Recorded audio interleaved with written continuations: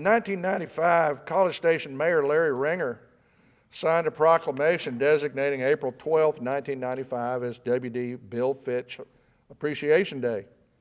The city councils of College Station and Bryan, as well as the Texas State Legislature, passed resolutions naming Bill Fitch as Mr. College Station. The proclamation signed by Mayor Ringer recognized Mr. Fitch as the first major developer in College Station, as an innovative and visionary leader in influencing more than 3 decades of planned growth and development of the city, as being a strong proponent of paved streets, there's a concept, drainage, curbs and gutters, and high construction standards, for contributing to the education of our youth by serving on the board of the College Station Independent School District, and by being instrumental in the location and construction of the present A&M Consolidated High School, and by serving as an elected official of the city of College Station. At the time of his retirement, 1/3 of the city consisted of land developed by Bill Fitch. In many ways, that sums up Bill's career and his service to the ordered growth of our city. But it doesn't really tell us a lot about him, and I suspect that we were asked to make this presentation to give more personal insights into the life of Bill Fitch. A number of years ago, we dug into the genealogy of the Fitch family. In 1788, after the end of the American Revolution, one of Bill's early American ancestors, Salathiel Fitch, packed his wife and newborn daughter in a Conestoga wagon and traveled from Baltimore, Maryland, over the Allegheny Mountains to the Monongahela River in western Pennsylvania, where they traded for a flatboat and floated down the Ohio River to Kentucky. There, other Marylanders had built a stockade fort to protect them from Indian attacks, but in a very telling decision, Salathiel Fitch, rather than fort up with the other Marylanders, chose to strike out into the Kentucky wilderness, where he eventually settled in present-day Fleming County. We have no record about how Mrs. Fitch felt about this. Chapter 4 of the history of Fleming County, Kentucky, is devoted to Salathiel Fitch, a resourceful and very independent pioneer. If you knew Bill Fitch, you would recognize that the apple didn't fall from that tree. Over the next 4 generations, the Fitch family moved to Missouri, Oklahoma, and eventually Dallas, Texas. In 1919, Bill's father, Jim Fitch, had been designated as the head scout executive for the new 3-state Region 9 of the Boy Scouts of America. The 3 states included Texas, Oklahoma, and New Mexico. Bill was the middle child of 2 sisters. He was born 25 September 1921 and grew up on Bryan Parkway in the Swiss Avenue neighborhood of northeast Dallas. With his father as the head scout executive in Texas, it is understandable that Bill Fitch was an active and enthusiastic Boy Scout. On one of his very first weekend campouts, his troop went to Camp Wisdom, southwest of the city. Several parents made the drive to the camp on Saturday to see how the troop was doing. As it was almost dinner time, the boys in Bill's patrol were preparing something, and several of them were gathered around the pot, stirring, tasting, and probably arguing about how much salt and pepper to put into the pot. Meanwhile, a few yards away, Billy was busy preparing his own dinner over a separate campfire. Concerned that Bill was not participating in what scouts call the patrol method, Mrs. Fitch asked Billy why he was off cooking by himself. And he calmly replied, "You don't think I'd eat anything that those birds would cook?"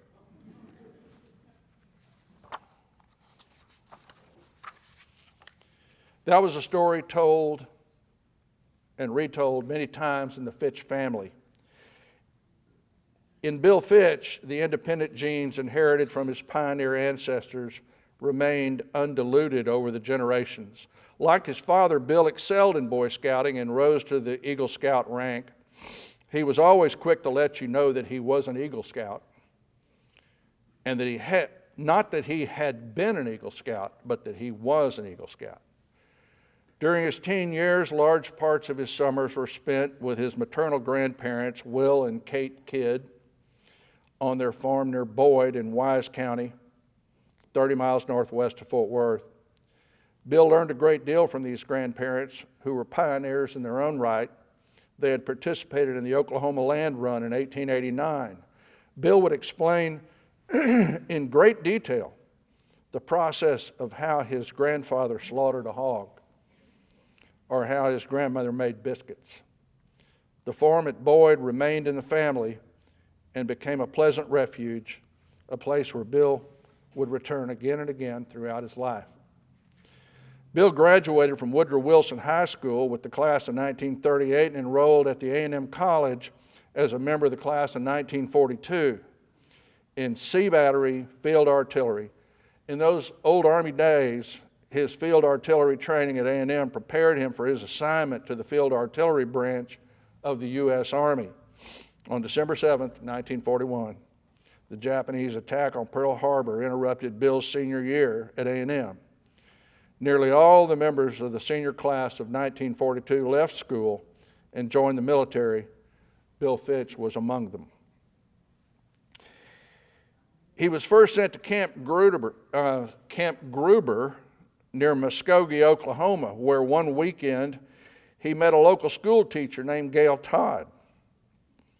Bill must have been really impressed with Gail, as he went home to Dallas the following weekend and announced that he had met the girl he intended to marry. He hadn't asked her yet.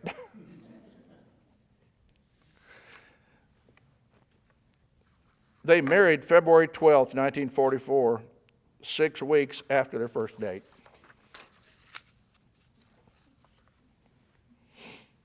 Bill was commissioned as second lieutenant at Camp Carson, Colorado, and was sent to Fort Ord, California, whence he departed in August 1944 for Bombay, India, and the China-Burma-India Theater of Operations. He served in the 612th and 613th Mule-Pack Field Artillery Battalions of the Mars Task Force, the successors to Merrill's Marauders. Both battalions were armed with portable 75 millimeter howitzers that could be disassembled and transported by mules. From Bombay, their mission took them up the Burma Road, as the mission of the task force was to get behind Japanese lines. After a year and a half in Burma and China, Bill was awarded the Bronze Star and 4 combat ribbons. He departed India for the U.S. in early 1946. During the war, Gail taught school at Oak Ridge, Tennessee, home of the Manhattan Project and the development of the atomic bomb. Upon his return to the U.S., Bill and Gail spent the summer of 1946 at the sprawling Philmont Scout Ranch near Cimarron, New Mexico, where Bill's father had become the general manager. The ranch had been donated to the Boy Scouts in December 1941 by Oklahoma oil man Wade Phillips, one of the founders of the Phillips 66 Oil Company. I want to tell you, when Laura and I got married in 1973, we had to head out to California, where I was stationed in the Air Force. And we stopped at Philmont Scout Ranch. It was September, so the camp was essentially closed, but the office was open, and I walked into the office, and there was a woman sitting behind the desk, and I spoke to her. And I mentioned to her that my father-in-law's father had been the general manager there back in the 40s and 50s. And the woman immediately whipped her head around, looked at Laura, and said, "Are you Bill Fitch's daughter?" she remembered Bill from the 1940s and from that summer in 1946, I guess. And Bill made an impression on everybody he met. After their belated honeymoon there in New Mexico, Bill and Gail moved to College Station, where Bill planned to finish his degree in civil engineering. That was his plan, but making a living got in the way. He purchased land from Mr. A.P. Boyette in the Northgate area and built several duplex units around the corner of First Street and Church Street. And it was at that time that he also built the first College Station City Hall on Church Street. This venture was successful enough that he was encouraged to purchase a stretch of land in Bryan, a block south of Sulphur Springs, just off Highway 6, or what we now call Texas Avenue. Develop a street with utilities and build a number of duplex units on what is now Mary Lake Street. After this initial introduction into the construction business, Bill became a home builder in College Station. Today, there are a number of homes built in mid-century modern style scattered around the older neighborhoods of College Station, Oakwood, College Park, Lee Crest, Ridgefield, Woodson Village, Dexter Village, and College Hills. Sometimes in the evening, we'll be driving around town and Laura will say, "My daddy built that house." I should have started making a list years ago. About 1970, he developed Holloman Drive, naming it for his good friend, Nicky Holloman, who was a professor in the College of Architecture. Bill went on to develop the West Knoll and South Knoll subdivisions, Glade Street and the Glade subdivision from Holloman Drive south, as well as Beef Creek and Southwood. During the 1950s, 3 children were added to the Fitch family, Laura, Todd, and Austin. About 1960, Bill purchased one of 5 houses on Throckmorton Street on the A&M campus where the coldest building, parking garage, now sits. It was a large 2-story house with 4 upstairs bedrooms. On moving day, large parts of South College Station came to a halt. Traffic was diverted, utility lines were lowered, and trees were trimmed to make room for the large white house slowly making its way from the campus to the south end of Glade Street. This was the home at 1712 Glade, where the Fitch children would spend their formative years. Behind their home, a 2.5-acre tract became the offices of Bill's development company, Area Progress Corporation, and his street building company, Tiller Corporation. Bill Fitch had a vision of what the south end of College Station would look like one day. When his development reached the end of Glade Street, he knew that a large crosstown street would be needed to carry traffic east and west. So he paved a wide 3-lane right-of-way for a block or 2 east and west of the end of Glade. At that time, this was beyond the end of town. So a street of that width, extending only 1 block east and west of Glade Street, seemed illogical. Who needed it? Who would ever use it? During the summer in the evenings, people from all over town would drive down to the end of Glade Street, stop, look east and west at this folly.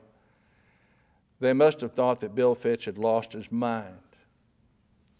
Today, we can only wonder why he didn't make Southwest Parkway wider.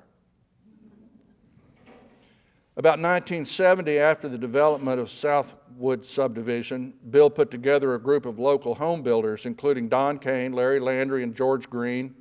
They formed Southwood Valley Incorporated and purchased the land south of FM 2818 that is now Southwood Valley, Southwood Terrace, and Southwood Forest. Much of that land had been part of the dairy farm of Mr. C.M. Deacon. At this same time, new offices at 2108 Southwood Drive were built for Bill's companies, and they remained at that address until his retirement. Prior to the development of Southwood Valley, the two Fitch boys, Todd and Austin, spent a lot of time roaming the woods and creeks in the area south of 2818. Before they had driver's licenses, they had a Jeep that they could drive from their home at the end of Glade Street across Bee Creek. There was no bridge at Bee Creek. And across 2818, through the gate in the barbed wire fence and off into the woods along the Jeep trail that Bill later named Brothers Boulevard.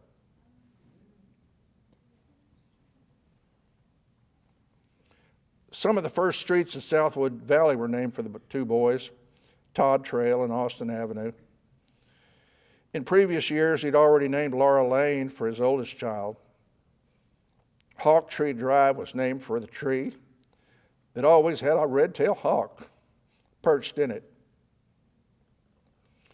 In their teen years, the Fitch brothers built a huge tree house that was supported by the branches of at least 3 trees and is now commemorated by Treehouse Trail. In 1975, Bill continued naming streets for family members, his grandchildren, daughter-in-law, and son-in-law. In 1975, while I was serving in the Air Force, I was surprised to learn that Bill had named Norman Drive here in College Station, in a town where I never thought I would ever return for anything more than a football game.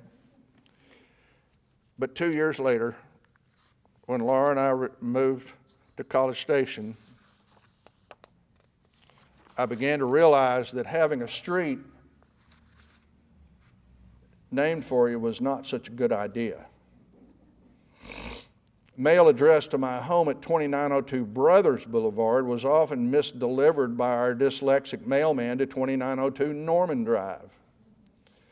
One day, sitting in A.C. Vinzant's barber's chair at Redmond Terrace, I heard some college professor seated next to me announce that the street he lived on had been named by some guy named Norman, who he said must have a huge ego to name a street for himself.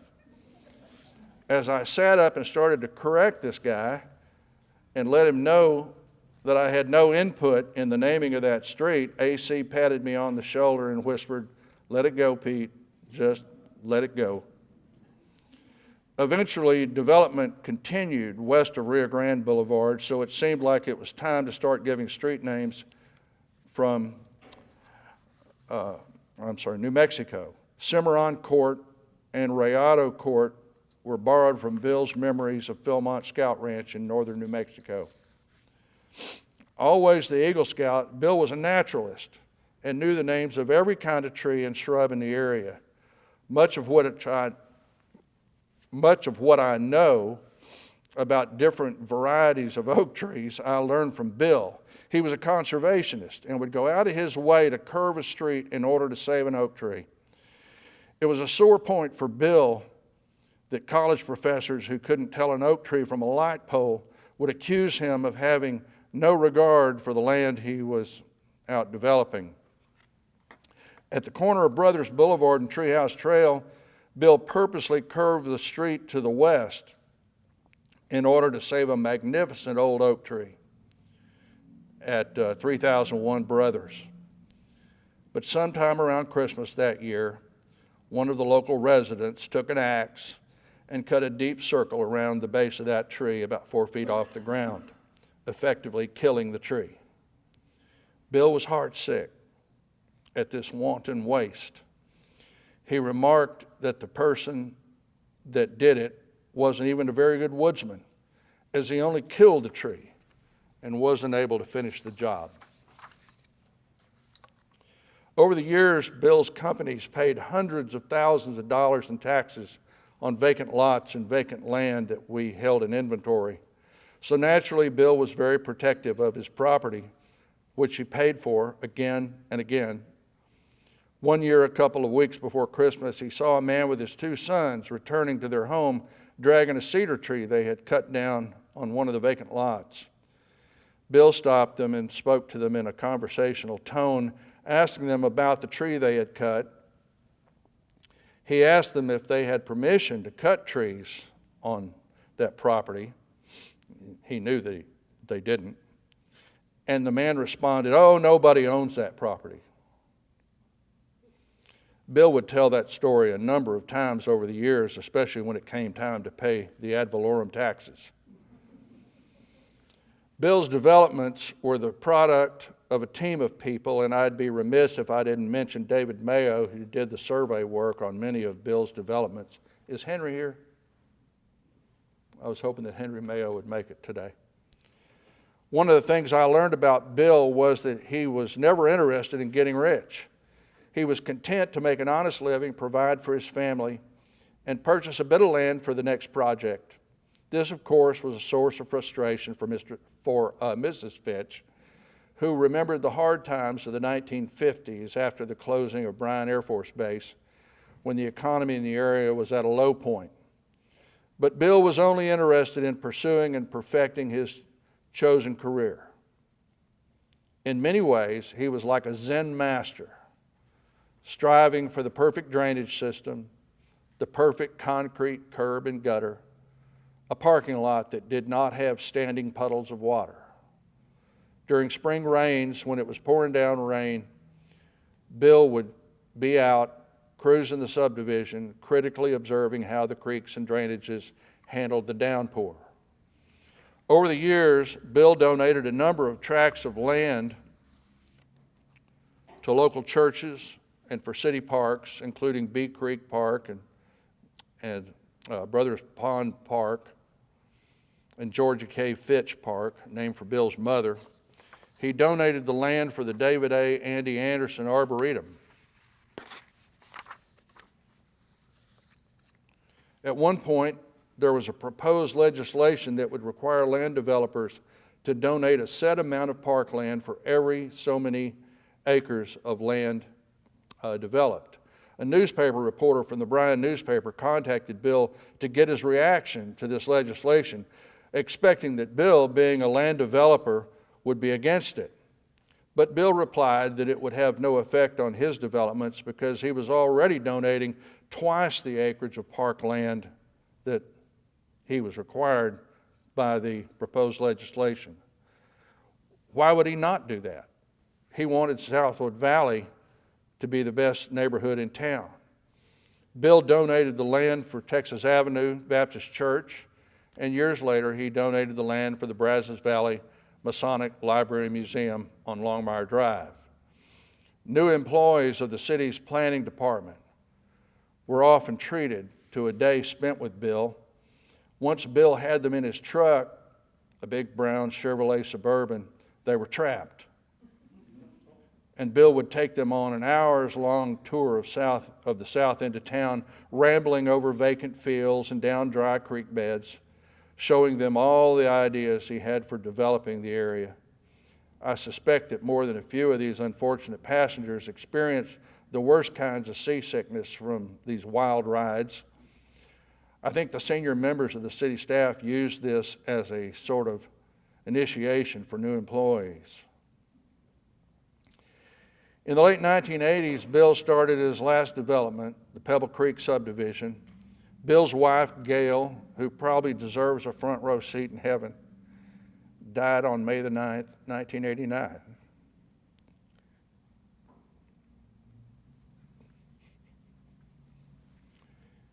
Following that, Bill seemed to lose interest in development. He sold his interest in Pebble Creek and started spending more of his time on the family farm near Boyd, northwest of Fort Worth. He raised a few cattle and returned to the place of many boyhood memories. He came home for the W.D. Fitch Appreciation Day in April 1995 and then returned to the farm at Boyd, where he died on February 2nd, 1997. After the creation of Highway 40 around the south end of town, the city council asked for input to help decide on a name for the new highway. Several names were suggested, but in the end, the city council decided on the name William D. Fitch Parkway. The inside joke around town was that Highway 40 would be called WD-40, a reference to the fact that Bill, or WD as he was known, always had a can of the stuff rattling around in the back of his truck. One of Bill's longtime friends, Travis Bryan Jr., used to say that Bill Fitch was a visionary. He had the uncanny ability to look decades into the future and see the ordered growth of College Station and then be a part of that growth. I made it to the end.